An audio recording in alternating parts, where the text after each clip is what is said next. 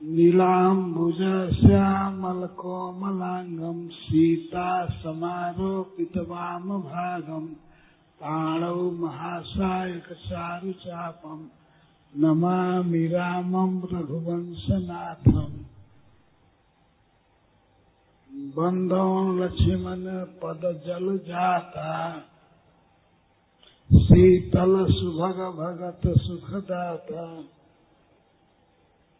शेष सहस्र शीश जग कारण जो अवतरे भगत भय हारन भूमि भय तारन। आज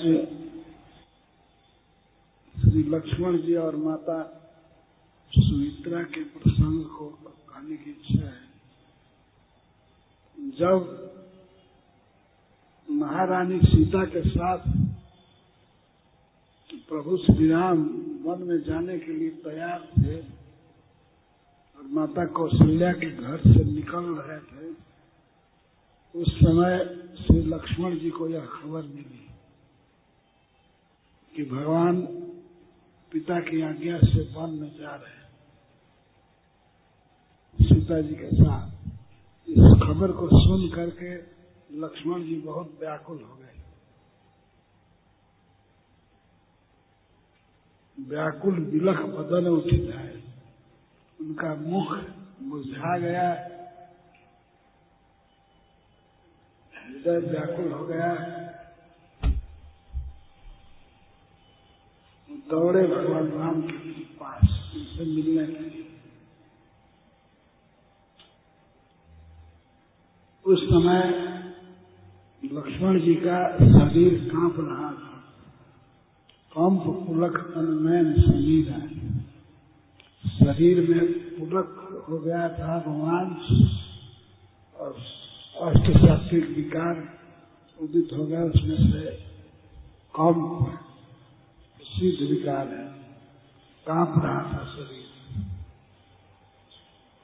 और आंखों में आंसू भर गए।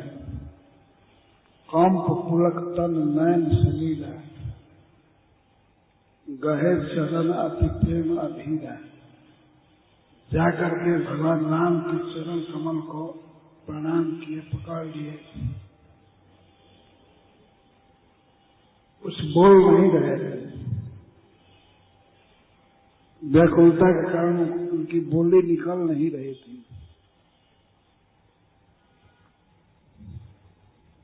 कही न सकत कछु चितवत ठाड़े, फिर चरण से एक चरण के पास खड़े हुए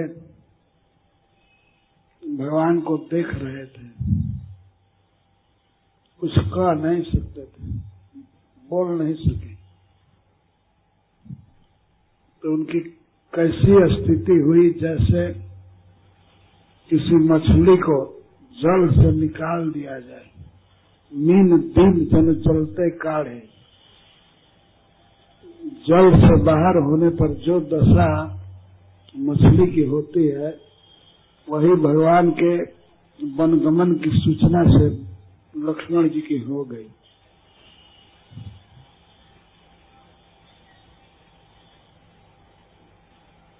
मछली एक ऐसा जीव है, जल से निकाल दिया जाता है तो कुछ चिल्लाती भी नहीं है, रोती नहीं है, आवाज नहीं करती है, छटपटाने लगती है। दूसरे जीव कुछ रोते हैं, चिल्लाते हैं, लेकिन बेचारी मछली जल से बाहर होने पर केवल छटपटाती है। तो वह दशा लक्ष्मण जी की हो गई।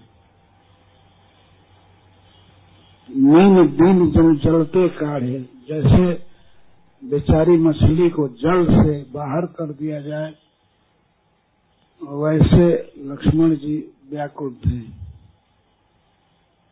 बोल नहीं रहे थे, खड़े होकर के भगवान को देख रहे थे। उनके हृदय में यह विचारधारा चल रही थी, सोच हृदय विकार हो निहारा। सोच रहे थे कि आर्य विधाता क्या होने वाला है। सब सुख सुकृत सिरान हमारा, क्या हमारा सब सुख बीत गया? हमने जो भी सुकृत किया था, अच्छा कर्म किया था, उसका फल बीत गया क्या? क्योंकि भगवान के बिना अब जीवन ठीक रहेगा नहीं।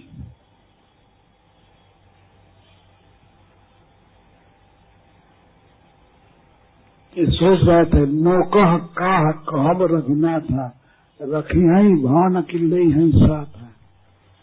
सोच रहे थे हमको भगवान राम क्या कहेंगे, क्या हमको साथ लेंगे या अयोध्या में रखेंगे?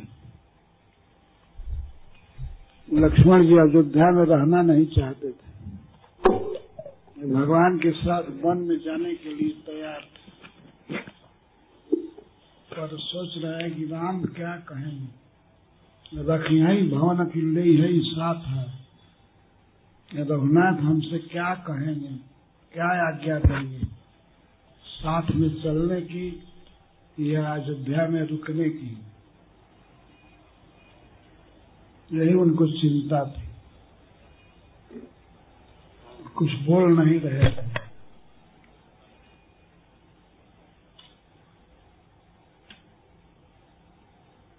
भगवान कह भी सकते थे कि तुम अयोध्या में रहो, सबकी देखभाल करो, सबको सुखी करो, वही उन्होंने कहा भी।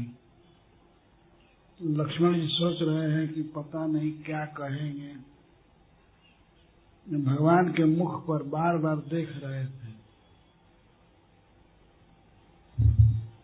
व्याकुल थे।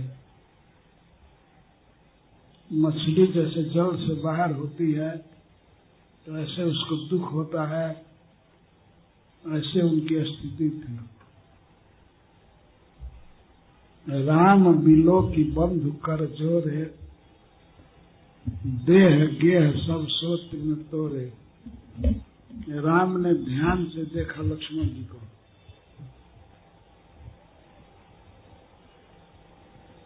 लक्ष्मण जी उस समय देह से और घर से, अयोध्या से,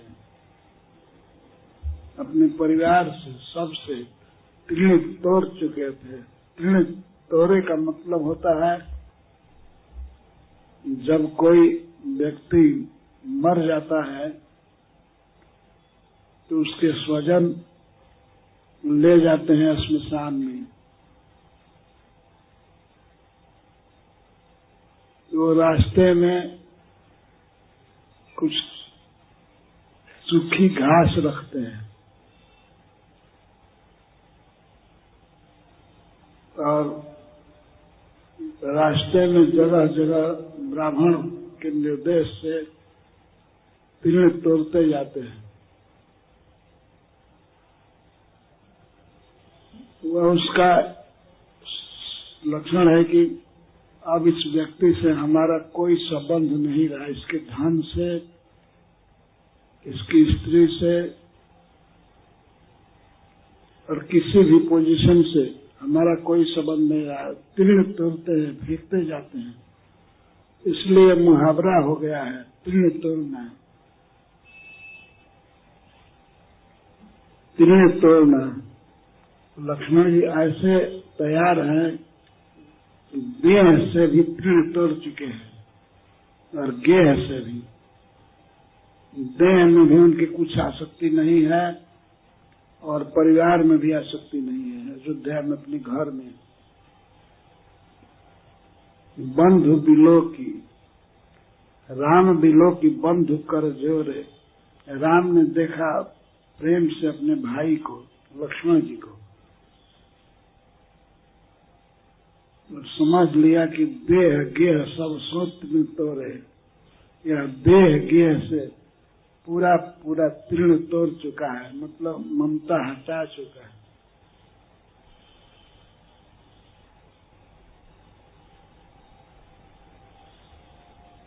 तो उस समय श्री भगवान अपने भाई लक्ष्मण जी को समझा रहे हैं बोले वचन राम नय नागर, शील स्नेह सरल सुख सागर। भगवान राम नीति के और सुख के समुद्र हैं। वे समझा रहे, नीति सिखा रहे लक्ष्मण जी को।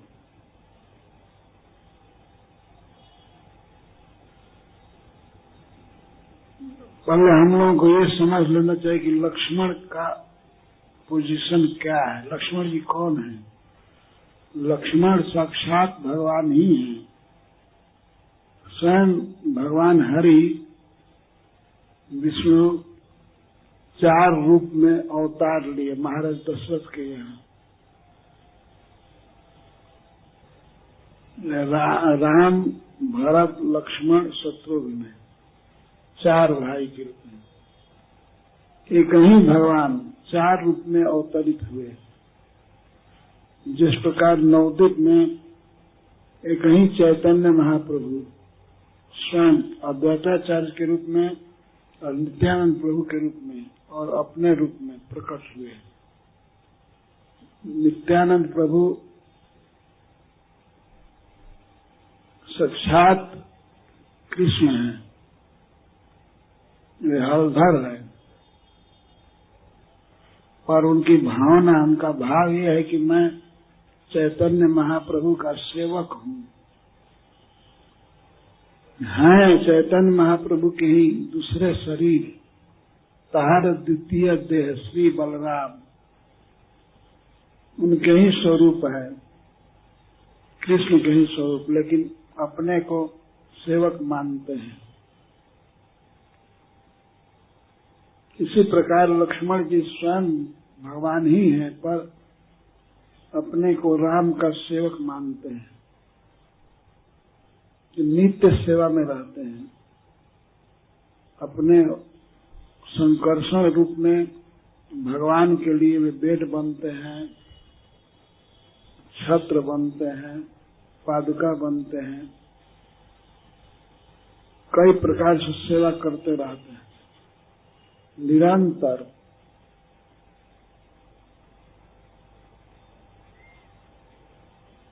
तो इस सेवा के सुख को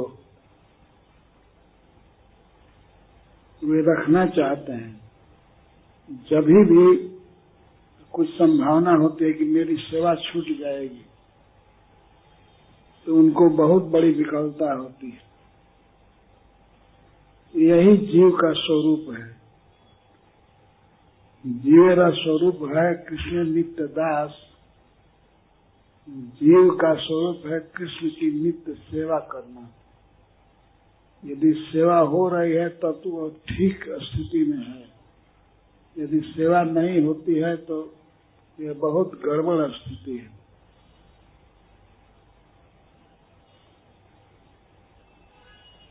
सेवा छूटने की संभावना होने से बहुत बड़ी विफलता होती है।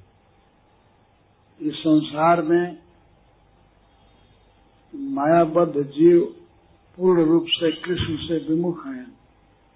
सेवा नहीं होने से सेवक तो रहते हैं, उनका पोजीशन वही रहता है, परंतु वे कृष्ण की सेवा न करके माया की सेवा करते हैं।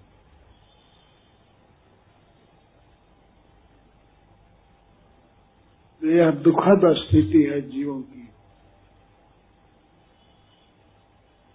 असली स्थिति है कृष्ण नित्य दास, कृष्ण की नित्य सेवा।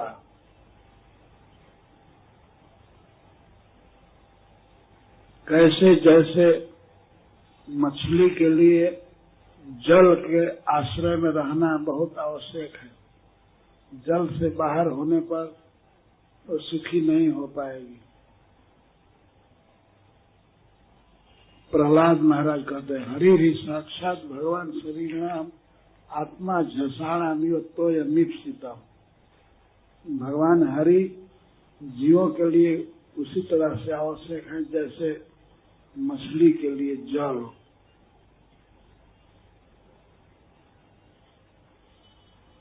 तो इसी आदर्श की शिक्षा दे रहे हैं लक्ष्मण जी। और राम के वियोग की संभावना होते ही बिल्कुल खिन्न हो गए, दुखी हो गए। भगवान राम ने समझ लिया कि यह देह से और पारिवारिक जीवन से कोई लगाव नहीं रखता है, इसकी कोई ममता नहीं है, इसकी समस्त ममता केवल मुझ में है। तो बोले, समझाने लगे, तात प्रेम बस जनि कदरा हूं, समझ हृदय परिणाम उछाल। हे प्रिय भाई, तुम प्रेम के कारण इस तरह से अधीर मत बनो, चिंता मत करो, परिणाम अच्छा होगा।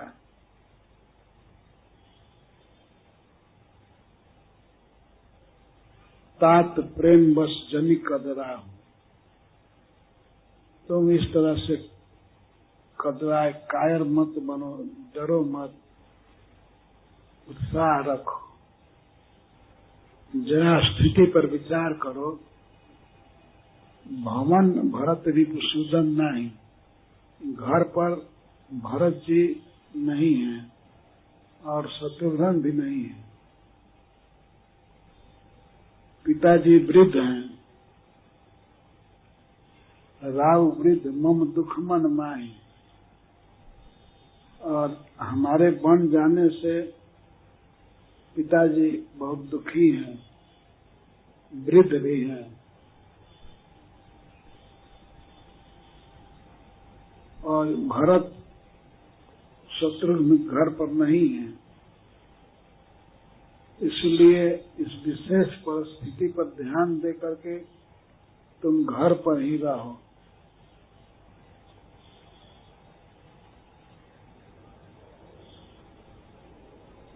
घर पर रह करके प्रजा का पालन करो, माता पिता की सेवा करो।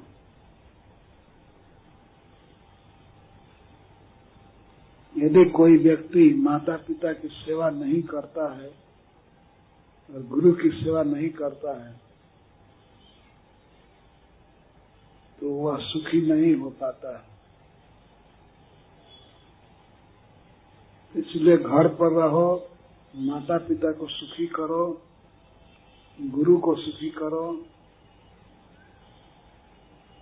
रहा हूं करहूं सब कर परितोष, सबको संतुष्ट करो, नहीं तो तात होई बड़ दोष, नहीं तो बहुत बड़ा दोष लगेगा, पाप लगेगा। भगवान इस तरह की शिक्षा दे रहे हैं।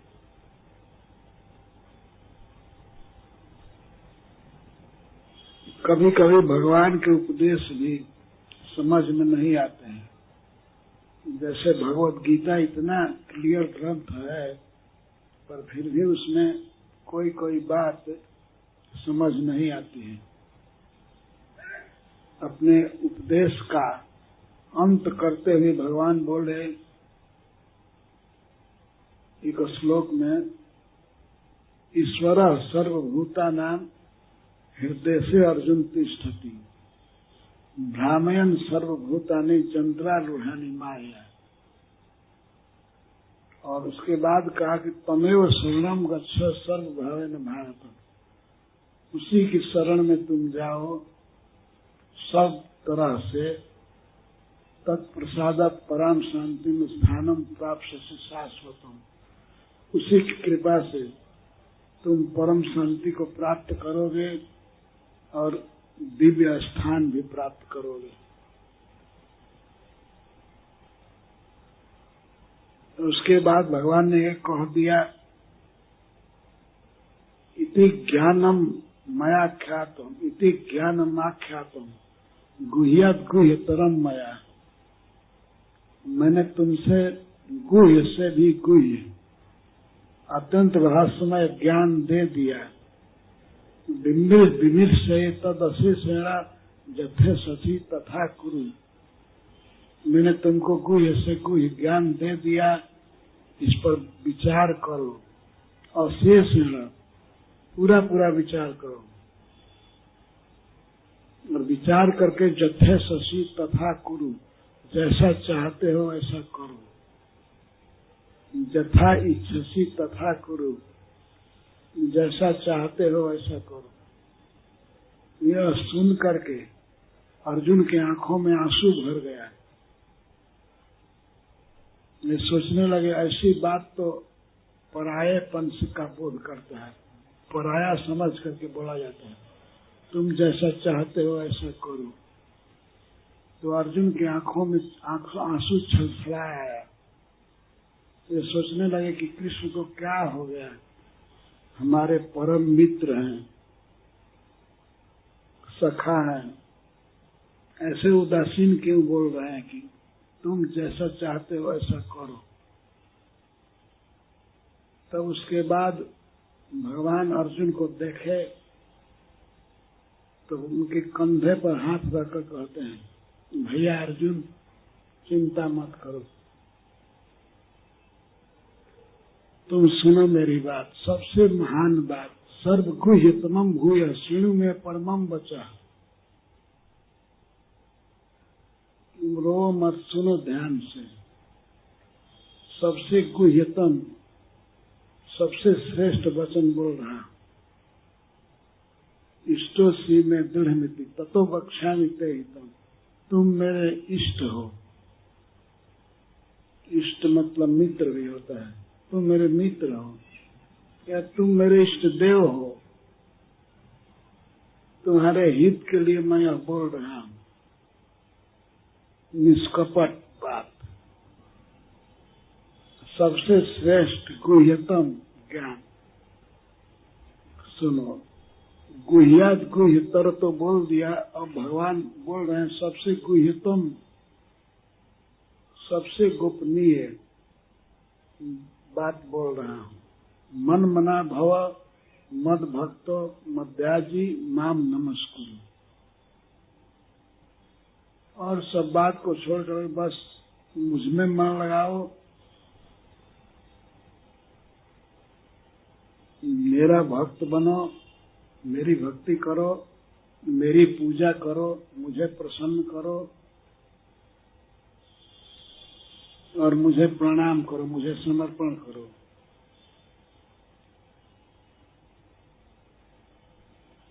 निश्चित ही इसके बाद, इस जीवन के बाद भी तुम मुझे प्राप्त करोगे। माम यस्यसि सत्यम ते, मैं तुमसे सत्य बोल रहा हूं, प्रतिजाने प्रतिज्ञा कर रहा हूं, शपथ कर रहा हूं, तुम मेरे पास ही रहोगे। तब ये उपदेश सुन करके अर्जुन का मन प्रसन्न हुआ। यही सार है। और उसके बाद भगवान फिर कहे कि सर्वगुह्यतमं भूय शृणु में परमं वचः। इसी श्लोक में कहते हैं, तुम मेरे इष्ट हो, तुम्हारे हित के लिए मैं यह बोल रहा हूं। उसके बाद कहते हैं, सर्व धर्मान परित्यज्य माम एकम शरणं व्रज। पहले बोले थे, कहे कि ईश्वर सबके हृदय में है, उसकी शरण में जाओ। अब कह रहे हैं कि नहीं, ईश्वर का मतलब मैं क्लियर समझा रहा हूं। सब धर्मों को छोड़ करके मेरी शरण में आओ, मेरी एकमात्र शरण, एकमात्र मेरी शरण में। तुम्हें मैं समस्त पापों से मुक्त कर दूंगा। पाप जो पहले हुआ है उससे और आगे जो होगा उससे भी, सर्वभूत पाप से, हम तम सर्व पापे भी, सभी पापों से मुक्त कर दूंगा। चिंता मत करो, मां शुचा। यह सुन करके तब अर्जुन को संतोष हुआ है। यदि भगवान ऐसा कह दे कि ईश्वर सब जगह है, उसकी शरण लो, तो कौन समझेगा, किसकी शरण लेंगे? तो भगवान स्पष्ट बोले अंत में कि हाँ, वो ईश्वर मैं ही हूं, मेरी शरण में रहो, मेरी शरण लो। ये स्पष्ट उपदेश है, ये गुह्यतम है और परमम है, सबसे श्रेष्ठ है। हम भक्तों को इसी पर दृढ़ रहना चाहिए। मन मना भव मत भक्तो मद्याजी माम नमस्कुरु। 4 काम भगवान बता रहे हैं। मन लगाना है कृष्ण में, कृष्ण का भक्त बनना है, भक्ति करनी है। और तीसरी बात है कृष्ण की पूजा करनी, मध्याजी और माम नमस्कुरु, और भगवान को प्रणाम करना है। यही गीता का सार है। गीता का यह सार नहीं है कि जो हुआ वो अच्छा हुआ, जो होगा वो अच्छा होगा। ये बेकार बात है, ये मूर्खों की बात है। जो हुआ वो अच्छा हुआ, जो आगे होगा अच्छा होगा, ऐसा कहाँ बोले हैं भगवान? किसी श्लोक में कभी नहीं बोले। गीता का असली सार ये है, मेरा भक्त बनो, मुझमें मन लगाओ, मेरी पूजा करो और मुझे नमस्कार करो। ये असली गीता है, गीता का सार।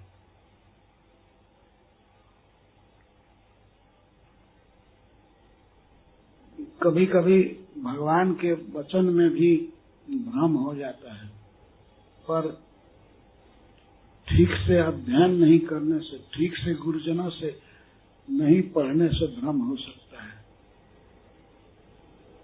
अगर प्रमाणिक गुणों से सुना जाए, पढ़ा जाए तो भ्रम कभी हो नहीं सकता।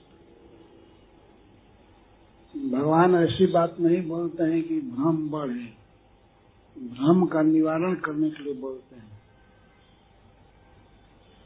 लक्ष्मण जी से भगवान कहे कि तुम मेरे साथ चलने का हठ मत करो, घर पर रहो, पिताजी वृद्ध हैं, भाई दोनों नहीं हैं घर पर, मेरे नहीं रहने से प्रजा को भी काफी कष्ट होगा, इसलिए तुम रह करके सबका पालन करो। यहाँ तक भगवान ने कह दिया कि जासु राज प्रिय प्रजा दुखारी, सो नृप अवश्य नरक अधिकारी। जिस राजा के राज्य में प्रजा, जो प्रिय प्रजा है, उस प्रिय प्रजा का पालन न किया जाए, राजा के द्वारा पालन न हो, तो राजा नरक में जाता है।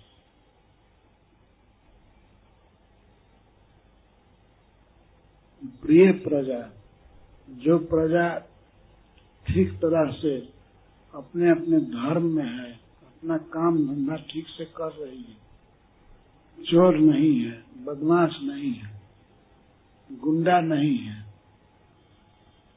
खल नहीं है, ऐसी प्रजा को प्रिय प्रजा कहा जाता है। यदि प्रजा प्रिय है, सुशील है, अपने कर्तव्य में है, अपने काम धंधे में है, किसी की चोरी नहीं करती, लूटपाट नहीं करती, कोई अभिचार अत्याचार आदि नहीं करती है, तो वह प्रिय प्रजा है। और यदि दुराचारी, चोर डाकू दुखी हो राज्य में, तब तो ठीक है, इनको दुख होना चाहिए, यह राजा का कर्तव्य है। परंतु जो प्रजा प्रिय है, सुशील है, अच्छा है, उसकी रक्षा होनी चाहिए। यदि रक्षा नहीं होती है तो राजा नरक का अधिकारी होता है।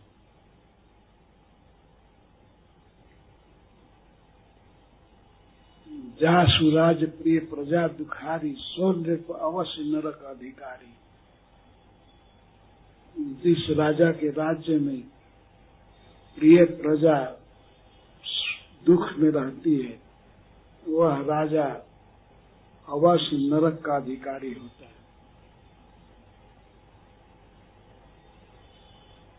यह सोच करके घर पर रहो, सबको सुखी करो, नहीं तो बहुत बड़ा दोष होगा। यदि मैं वन में जाऊं तुमको साथ ले करके तो सब तरह से अयोध्या अनाथ हो जाएगी। अयोध्या की रक्षा करने वाला कोई नहीं रहेगा। असली रक्षक तो वृद्ध हो गए हैं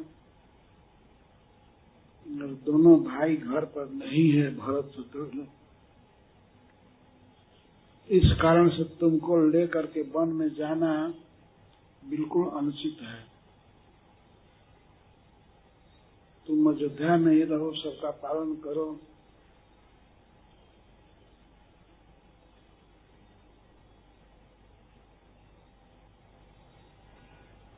इस मधुर शिक्षा को सुन करके लक्ष्मण जी सूख गए। जैसे परसत तुहिन ताम्रस जैसे ठंडा के दिन में अधिक जाड़ा पड़ने से, अधिक शीत से कमल सूख जाता है, वैसे लक्ष्मण जी सूख गए इस उपदेश को सुन करके।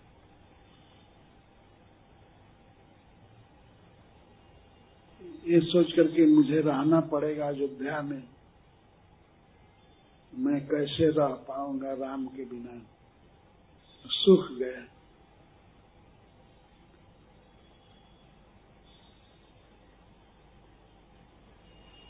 बहुत दुखी हो गए।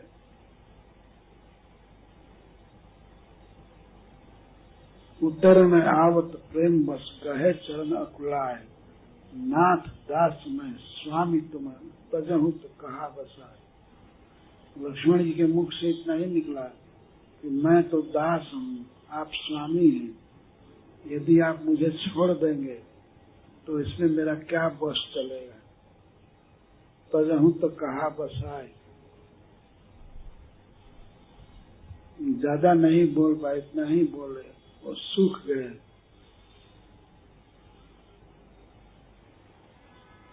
जो स्वामी सब तरह से समर्थ हैं, अगर वे छोड़ देंगे तो हम क्या कर पाएंगे।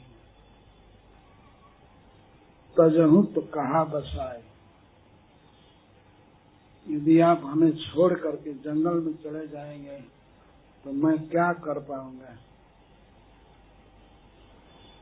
फिर लक्ष्मण जी कहते हैं, दीन मोह सिख नीक गोसाई। हे स्वामी, आप मुझे अच्छी शिक्षा दिए, प्रजा के पालन की शिक्षा दी, लेकिन यह शिक्षा मेरे लिए अगम लग रही है, मैं इसको कर नहीं पाऊंगा। अपनी कायरता से, अपनी दीनता से मैं इसे करने में असमर्थ हूँ। जो मनुष्यों में श्रेष्ठ हैं, नरश्रेष्ठ हैं, नरवर हैं, धैर्य धारण करने वाले हैं, धर्म धुरंधर हैं, वे वास्तव में वेद शास्त्र के आज्ञा का पालन कर सकते हैं। मैं राजा का पुत्र हूँ, राज धर्म करने की शक्ति मुझमें है, परंतु मैं ऐसी दशा में आपके बिना राजनीति का निर्वाहन नहीं कर पाऊंगा। मेरे लिए यह शिक्षा आपकी वैसे ही कठिन है जैसे हंस के बच्चे को बहुत बड़ा मेरू पर्वत लाद दिया जाए तो उसको उठा नहीं पाएगा। ऐसे ही मैं राज चला नहीं पाऊंगा, मेरे लिए बहुत कठिन है। मैं तो आप बच्चा हूँ और जब से जन्म हुआ आपके स्नेह में पला हूँ। मैं शिशु प्रभु स्नेह प्रतिपाला, मंदर मेरु की नहीं मराला। लक्ष्मण जी का स्वभाव था, 12 दिन हितपति जानी, लक्ष्मण राम चरण रति मानी। बचपन से ही लक्ष्मण राम के चरणों में ही प्रेम मानते थे। 12 दिन हितपति जानी, बचपन से ही बिल्कुल छोटे थे तब से भगवान राम से ही प्रेम करते थे और किसी से नहीं। और कहते हैं कि आप सच मानिए, गुरु पितु माँ तुम्हें जानू का कहूँ स्वभाव नाथ पतिया। मैं आज तक किसी को नहीं जानता, गुरु माता पिता और किसी को नहीं जानता। जानने का मतलब है मैं और किसी को मानता नहीं। गुरु पितु माँ तुम्हें जानू का कहूँ स्वभाव नाथ पतिया। आप हम पर विश्वास कीजिए। मैं गुरु को और माता पिता आदि किसी को नहीं जानता हूँ। यदि मैं जानता हूँ कि मेरा पिता, मेरा गुरु, मेरा भाई कुछ भी कोई है तो वो आप हैं। आपके अलावा मैं किसी को नहीं जानता हूँ, गुरु के रूप में या माता के रूप में, पिता के रूप में। और इस बात पर आप विश्वास कीजिए। लक्ष्मण जी कहते हैं मैं किसी को नहीं जानता हूँ। सेवा करना तो बहुत दूर की बात है। मैं सेवा किया हूँ आज तक केवल आपकी, और आगे सेवा करूंगा आपकी और किसी की नहीं। भले दुनिया मर जाए, माता पिता सभी मर जाएं, गुरु मर जाएं, लेकिन हमें इसकी चिंता नहीं है। हमें आपकी सेवा चाहिए, लेकिन सेवा आप ही देंगे। इतना कहकर फिर चरण में गिर गए। तब भगवान से बोले, करुणा सिंधु सुबंधु के सुन प्रिय वचन विनीत। प्रिय वचन सुने, विनीत वचन सुने कि मैं आपकी सेवा के अलावा और किसी की सेवा नहीं करूंगा, किया नहीं, मैं करूंगा।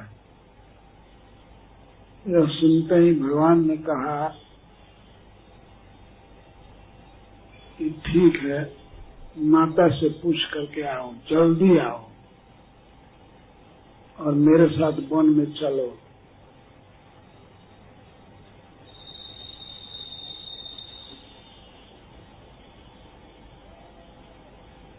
छोटा बच्चा है लक्ष्मण जी, इसीलिए भगवान ने कहा जाओ माँ के पास। माता सुमित्रा से आज्ञा लेकर के तब जल्दी आओ। मांगो विदा मात समझाई, आओ बेगी चलहूं बन भाई। जल्दी आओ, चलो, देर हो रही है। जैसे सीता जी से भगवान ने कहा कि जल्दी करो, तो लक्ष्मण जी से भी कह रहे हैं आओ बेगी चलहूं बन भाई।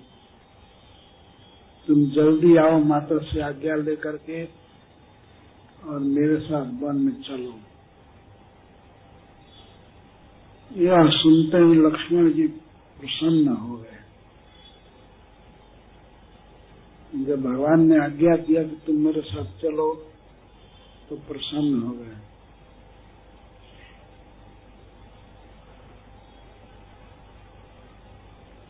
भय लाभ बढ़ गई, बड़ा हानि, बहुत बड़ा लाभ मिला है। लक्ष्मण जी के अनुसार सोचे कि बहुत बड़ा लाभ हुआ, भगवान के साथ जाने का परमिशन मिल गया और अयोध्या में रुकने का परमिशन नहीं हुआ। तो बहुत जो हानि होने वाली थी वो हानि नहीं हुई, बहुत बड़ा लाभ हुआ। हर्षित हृदय मात पहीं आए, प्रसन्न मन से वे माता सुमित्रा के पास आए। मनहु अंध फिर लोचन पाए। उनको ऐसे प्रसन्नता हो रही थी जैसे लगता था कि अंधे को आंख मिल गई है। किसी कारण से दृष्टि होते हुए भी आंख चली जाए और गई हुई आंख फिर मिल जाए तो जैसे प्रसन्नता होगी, वैसी प्रसन्नता लक्ष्मण जी को हो रही। तो आंख चली जाने का मतलब क्या था? भगवान की यह बात कि तुम अयोध्या में रहो, माता पिता की प्रजा की सेवा करो, यह शिक्षा जो थी वो आंख को नष्ट करने वाली थी। वे अंधे हो गए। लेकिन जब भगवान ने आज्ञा दिया कि जाओ माँ से पूछ करके जल्दी आओ, वन में चलो, तब यही आंख मिलना हो गया। पहले आंख थी, वो आंख चली गई भगवान के वाक्य से, और भगवान के वाक्य से ही फिर मिल गई आंख। चिंता छोड़ो, मेरे साथ वन में चलो, बस ये कहीं क्या है कि माँ से परमिशन ले लो। तो बहुत हर्षित हृदय से अपने माँ के पास गए। जाय जननी पग नायव माथा, जा करके लक्ष्मण जी ने प्रणाम किया माता को, माता के चरणों में मस्तक रख करके प्रणाम किया। पर मन रघुनंदन जानकी साथ है, उनका मन तो रघुनंदन के साथ था और जानकी जी के पास था। शरीर से प्रणाम किए और मन भगवान के पास है।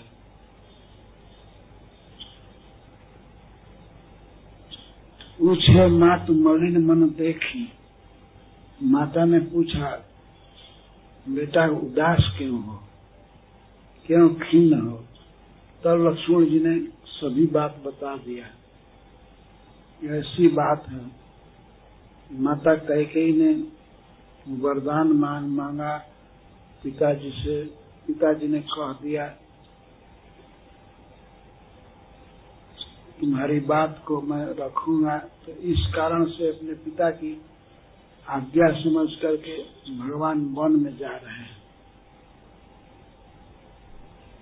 और उनके साथ माता सीता भी जा रही है। मैं जाना चाहता हूँ।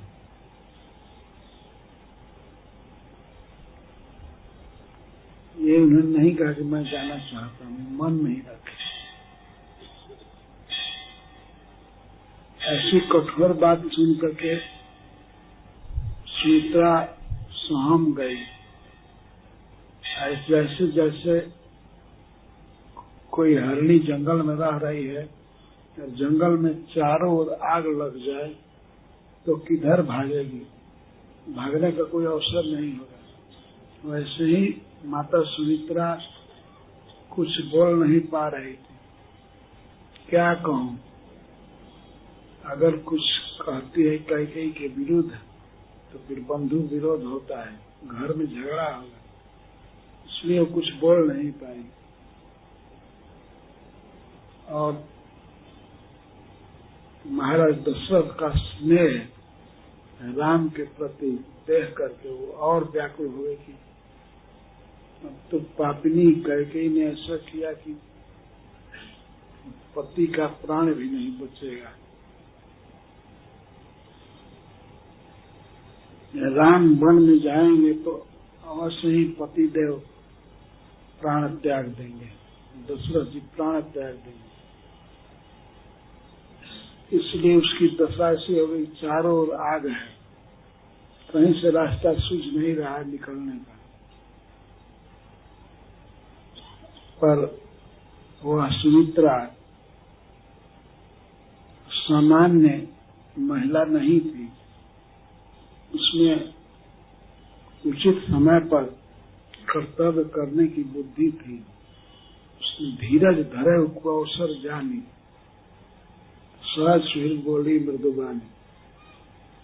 ऐसा खराब समय देख करके माता सुमित्रा ने धैर्य धारण किया और जो कर्तव्य था वो कहने लगी, लक्ष्मण जी को उपदेश करने लगी। अब किसी तरह का रोना धोना छोड़ करके सीधे अपने पुत्र को शिक्षा दे रही है। यह बहुत महत्वपूर्ण प्रसंग है, बड़े ध्यान से सुनना चाहिए। सुमित्रा जी क्या क्या अपने पुत्र को सिखा रही है। प्रत्येक माताओं को अपने पुत्र के लिए यही शिक्षा स्वीकार करनी चाहिए। धैर्य धारण करके सुमित्रा अपने पुत्र लक्ष्मण जी को उपदेश कर रही है। तात तुम्हार मात वैदेही।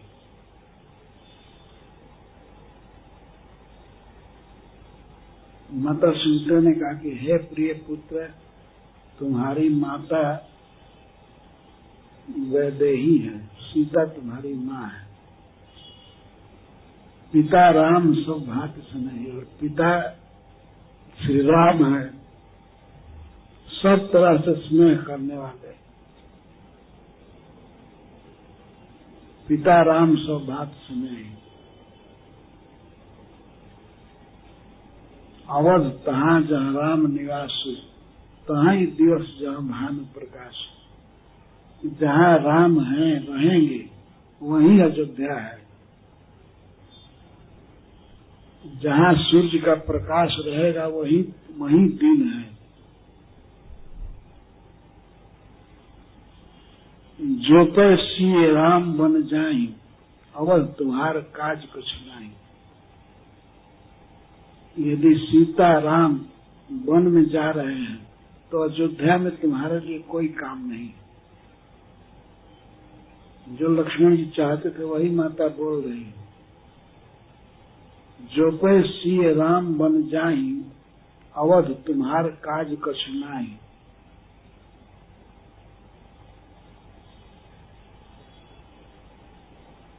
यह ठीक है, गुरु पितु मातु बंधु सुरसाई, से यही सकल प्राण की नाई।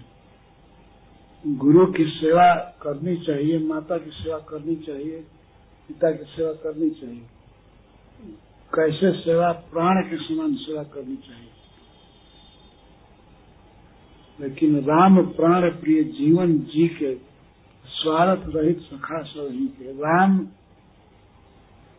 मतलब भगवान प्राण के प्राण हैं और जीवन के जीवन हैं। असली जीवन राम है। राम प्राण प्रिय जीवन जी के, स्वार्थ रहित सखा सभी के। राम सभी जीवों के सखा है, स्वार्थ रहित सखा, स्वार्थहीन सखा, सुहृदम सर्वभूता, सबके सखा है।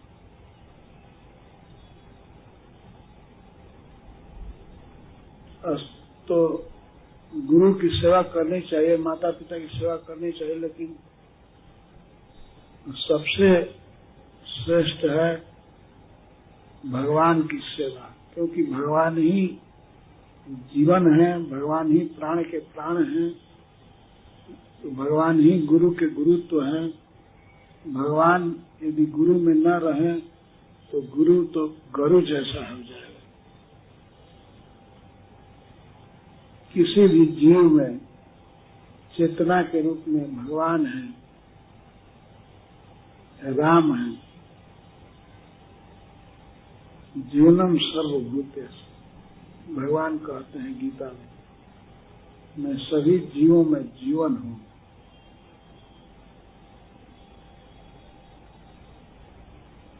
सभी जीवों में असली जो जीवन है वो मैं हूँ। अगर कोई जी रहा है तो मेरे कारण जी रहा है, यदि कोई बोल रहा है तो मेरे कारण बोल रहा है।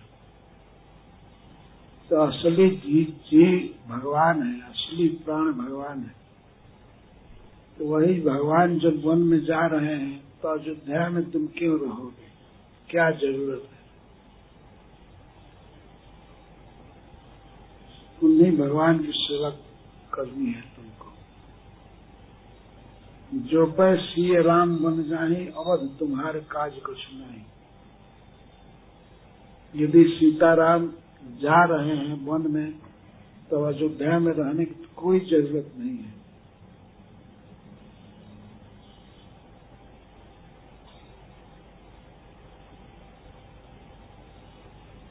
पूजनीय प्रिय परम जहाते सब मानी ही राम के नाते। जितने भी संसार में पूज्य व्यक्ति हैं तो सब राम के नाते से हैं। राम उनमें है इसलिए पूज्य है। गुरु पूज्य होता है क्यों? गुरु में भगवान रहते हैं चेतना के रूप में, ज्ञान के रूप में। माता में भगवान रहते हैं। तो राम के नाते, भगवान के नाते कोई पूज्य है, कोई प्रिय है।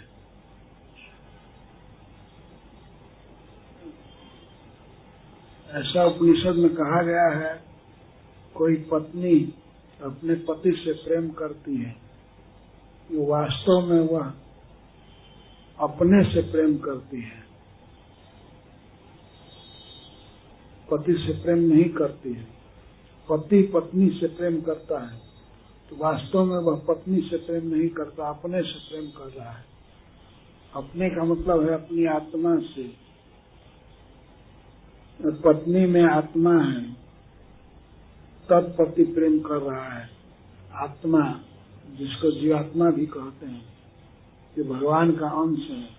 जब ही शरीर छोड़ करके चला जाता है तब ही वह शरीर मृतक कहा जाता है। कोई प्रेम नहीं करता। प्रेम तभी तक है जब तक जीवात्मा है। और जीवात्मा क्या है? वो कृष्ण का अंश है, भगवान का अंश है।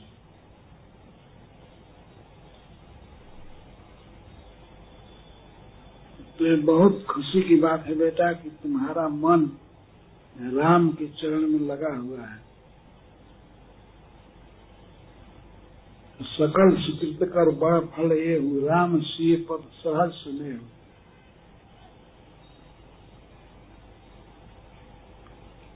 यह बहुत बड़े सुकृत का, बहुत बड़े यज्ञ का, दान का फल होता है कि भगवान में प्रेम होता है। मैं तो बहुत भाग्यशाली हूँ बेटा। भूरी भाग भाजन मुहि समेत बलि जाऊं। मेरा बहुत बड़ा भाग्य था कि तुम मेरे कोख से जन्म लिया। ऐसा बेटा जो राम का भक्त हुआ। तुम तो धन्य हो ही, तुम मुझको भी धन्य कर दिए।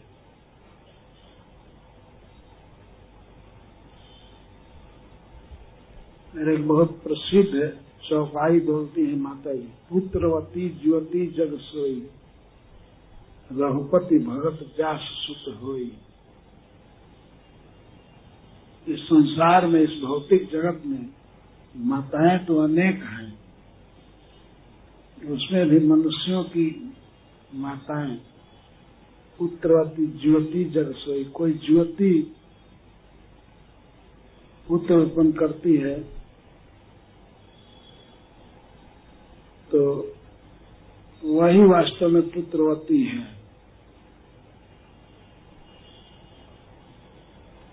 जिसका बेटा भगवान का भक्त बने।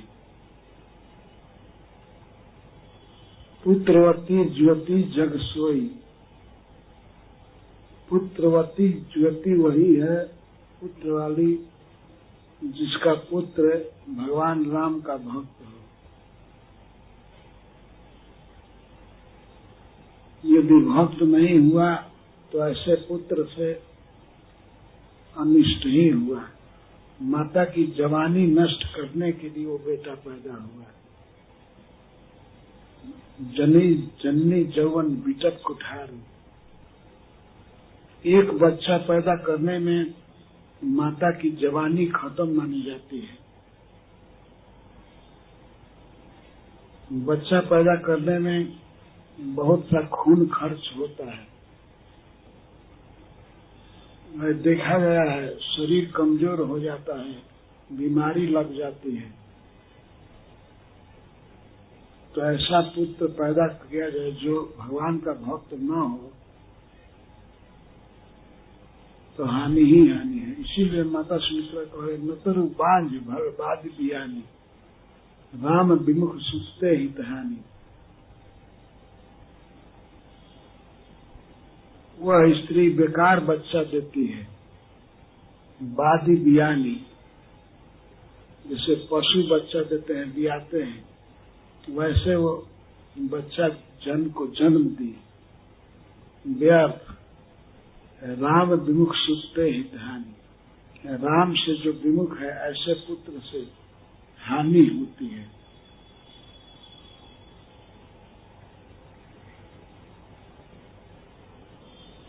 तो वास्तव में मैं पुत्रवती हूँ कि मेरा बेटा राम का भक्त निकला है। अयोध्या का सुख छोड़ करके भगवान की सेवा करने के लिए वन में जाना चाहता है, ये तो बहुत बड़े भाग्य की बात है। असजिए जान संग बन जाऊं, ले हूं तात जल जीवन लाऊं। विचार करके कि भगवान ही सेवनीय है, उन्हीं की सेवा करनी चाहिए, ये सोच करके वन में जाओ और राम की सेवा करो।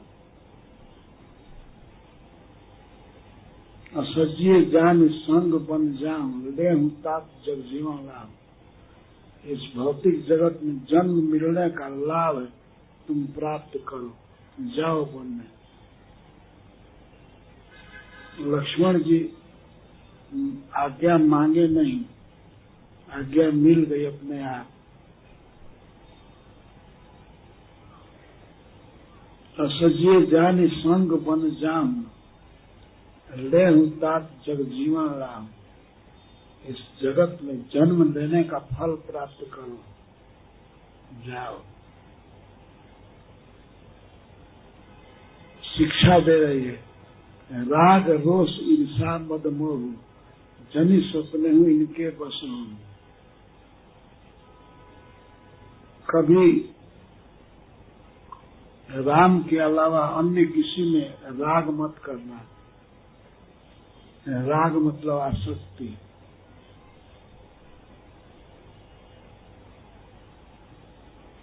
राग रोष, रोष का क्रोध, क्रोध करने से भगवान की भक्ति में बाधा पड़ती है।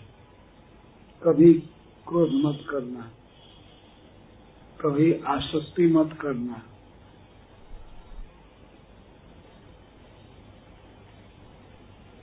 किसी अन्य वस्तु में, शिक्षा या कि अपनी पत्नी में, अपने घर में, अपने धन में, किसी में राग मत रखना। राग और रोष क्रोध नहीं।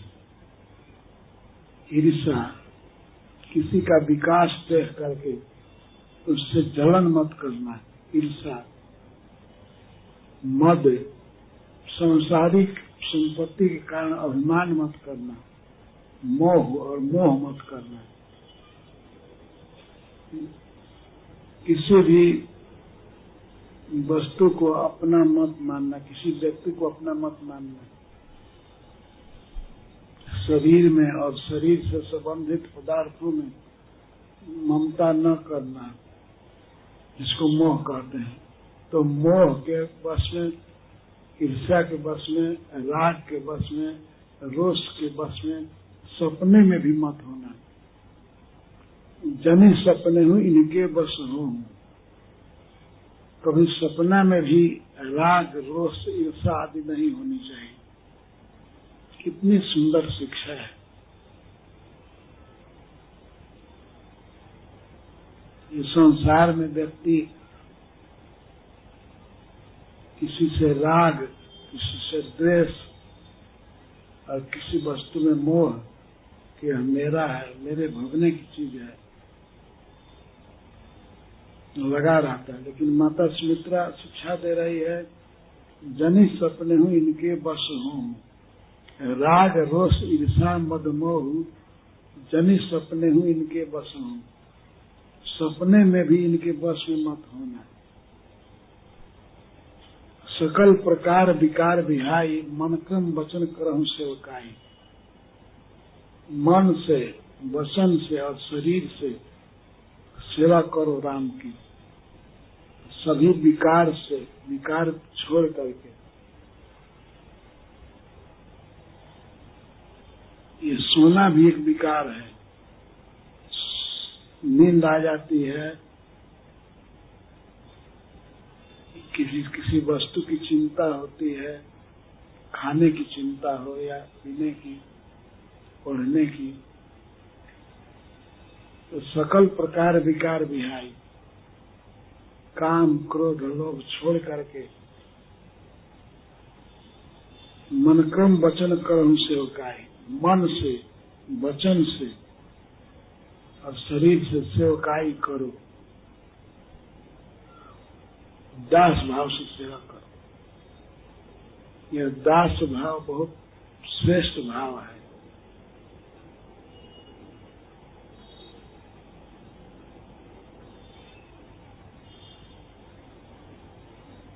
माता अपने पुत्र को शिक्षा दे रही है। कैसे पुत्र को? जिसका विवाह हुआ है, अभी नवज्योति पत्नी घर में है, और माता सुमित्रा का यह संदेश था कि कहीं आसक्ति न रखना, किसी में राग मत रखना। राग रोष ईर्षा मद मोह सपने में जनी इनके बसों। जागृत की तो बात दूर है, सपने में भी इनके बस मत होना।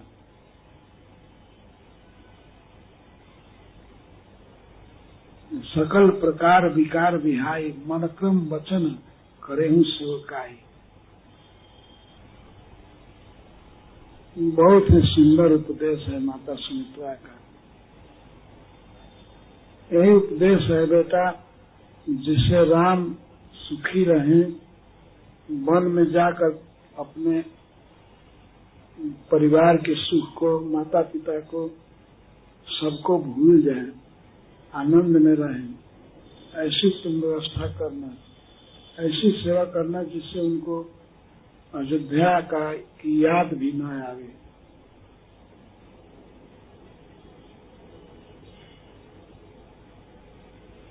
सब भूल जाएं, सुख में रहें। सोई सुख करहु, यही उपदेश है बेटा।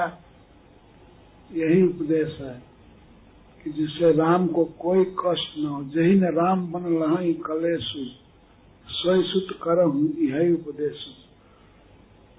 सारे उपदेशों का सार समझा रही है, जिससे राम हमेशा सुखी रहें, उनको कोई कष्ट न हो, यही करना है।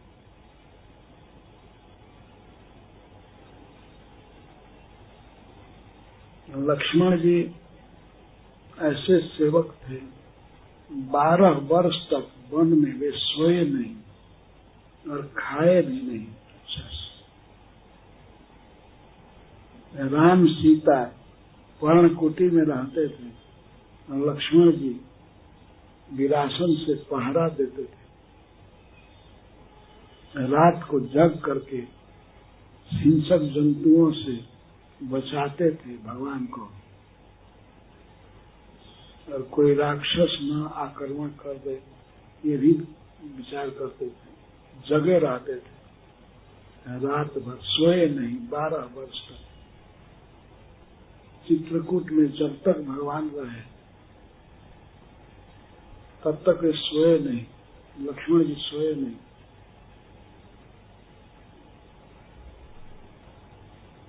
नींद और भोजन का त्याग करके भगवान की सेवा में ही रहे।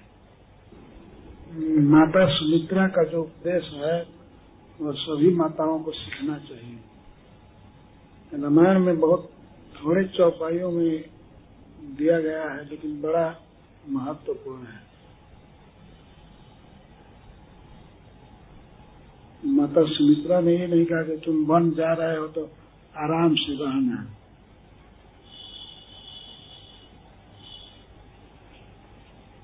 कह रहे नहीं, जैसे भी हो बस राम को सुखी रखने के लिए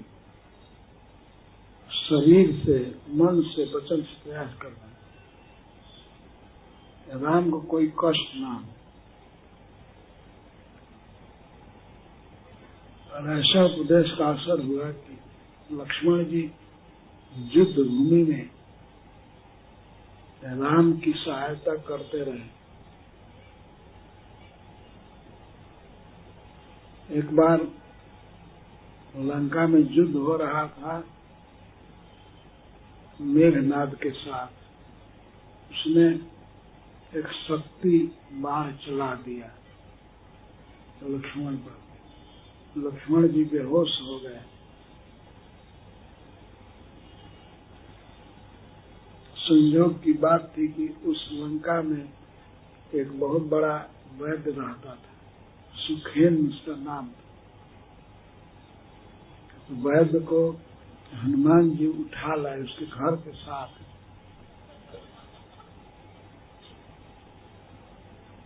उस वैद्य ने नाड़ी देखा, दवा का निश्चय किया।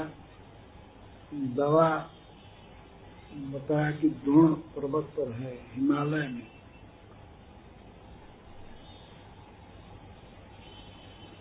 वहां से कोई भी अगर ला सकता है तो प्राण बच जाएगा। हनुमान जी तैयार हो गए, ठीक है मैं लाऊंगा। वे गए, उनको जड़ी पहचानने में कुछ दिक्कत हुई, इसलिए वे पर्वत ही उखाड़ करके चढ़ गए। वायुपुत्र हैं, उड़ करके चढ़ना उनके लिए आसान है। भगवान की कृपा से वे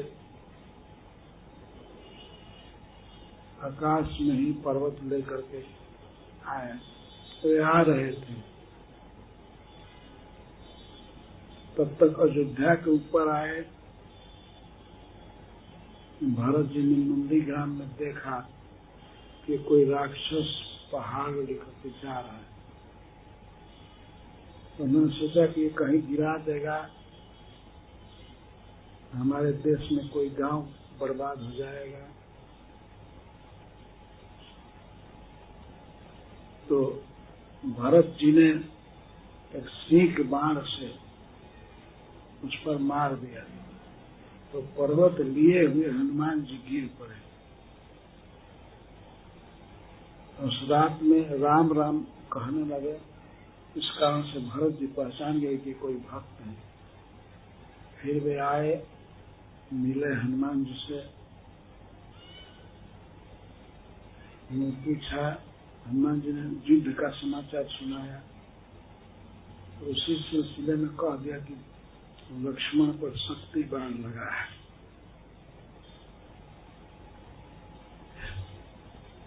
उस समय भरत जी बहुत दुखी हुए, बहुत रोने लगे।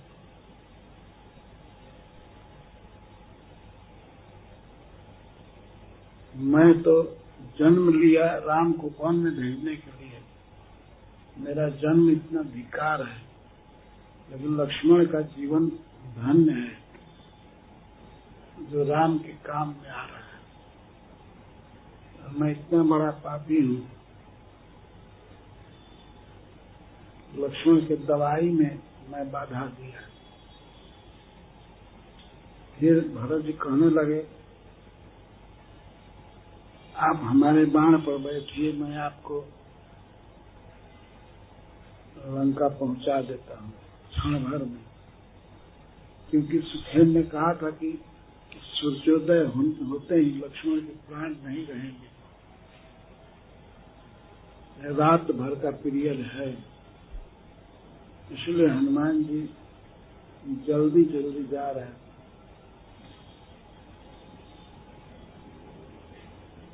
तो हनुमान जी ने कहा भरत से कि कोई जरूरत नहीं है, मैं चला जाऊंगा।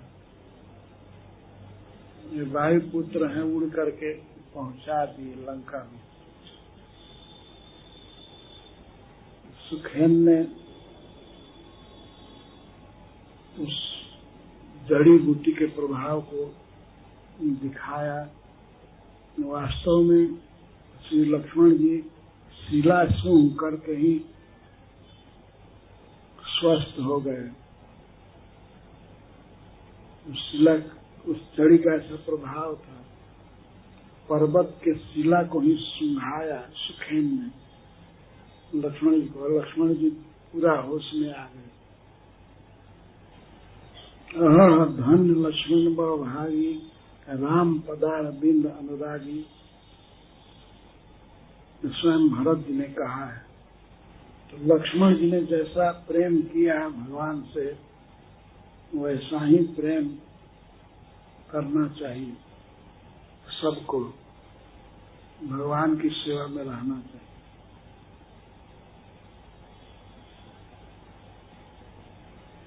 इस मंदिर में भगवान का विग्रह है लक्ष्मण जी और सीता जी के साथ। यह देखकर बहुत प्रसन्नता होती है। सीता जी भगवान की सेवा के लिए वन में गई, लक्ष्मण जी गए।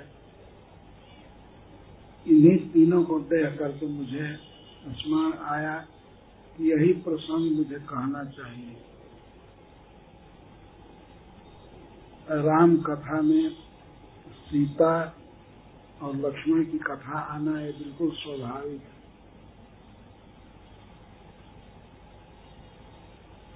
मैं अपनी तुच्छ बुद्धि से थोड़ा सा गुणगान किया लक्ष्मण जी का, माता सुमित्रा का और माता सीता का।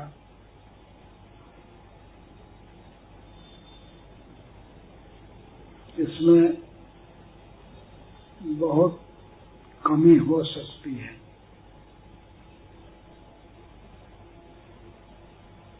मैं तो पढ़ा नहीं हूँ,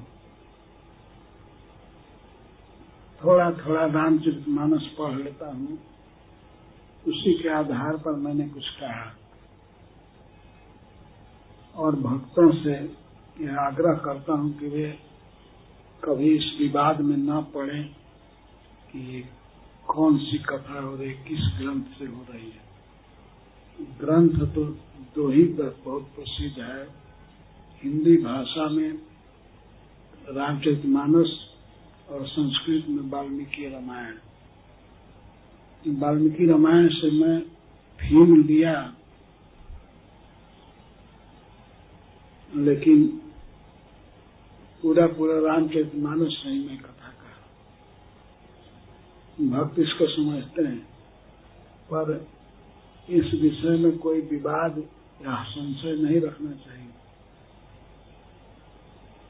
हम लोग हिंदी भाषी देश के हैं, स्वाभाविक हिंदी में रुचि है। इस कारण से रामचरितमानस से भी प्रेम है। इसी कारण से रामचरितमानस से कुछ कह दिया जाता है। प्रायः भक्त लोग भी रामचरितमानस पढ़ते ही हैं। इसमें भगवान की कथा है, राम की कथा है। सबसे महत्वपूर्ण कथा तो भरत जी की है, जो अयोध्या कांड में आधा वही है। उसको तो मैं छुआ भी नहीं। भरत जी की महिमा अपार है।